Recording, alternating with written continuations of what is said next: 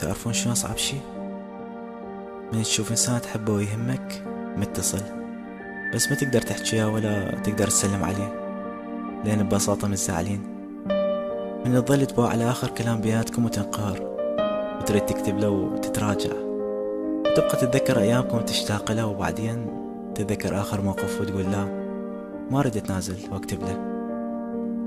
لو تبقى تراقب بروفايله وتشوف منشورات حزينة يجي بالك قصدك بيها، أو منشورات تدل على الفرح وتقول هو ينشر حتى يقهرني، أو يريد يبين هو ما مهتم.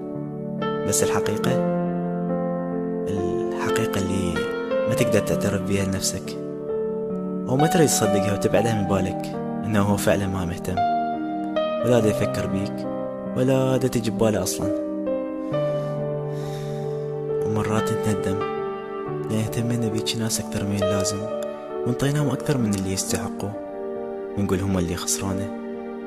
ومرات نقول لا مو قصدهم، احنا فعلا كنا غلطانين، احنا اللي أذيناهم، احنا اللي جرحناهم وهم تحملونا هواية، ونحاول نبرر لهم أفعالهم ونطلع لهم ألف عذر، وبعدين نتأكد إنه احنا فعلا غلطنا، بس غلطنا من طيناهم اهتمام أكثر ما نطونه، وننقهر مو عليهم بس على نفسنا لما وصلنا هالمرحلة، ونقول يا ريت عرفنا قيمتهم من زمان.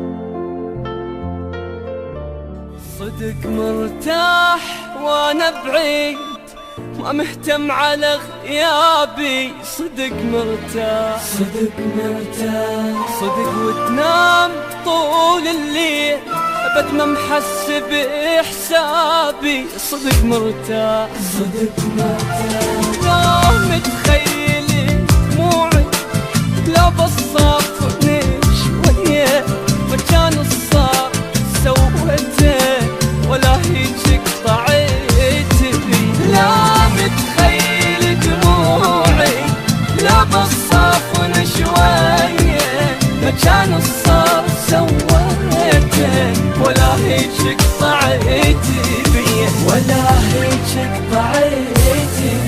ولك ماكو درج بالعين، خاطر يرجع لها الطاح، خاطر يرجع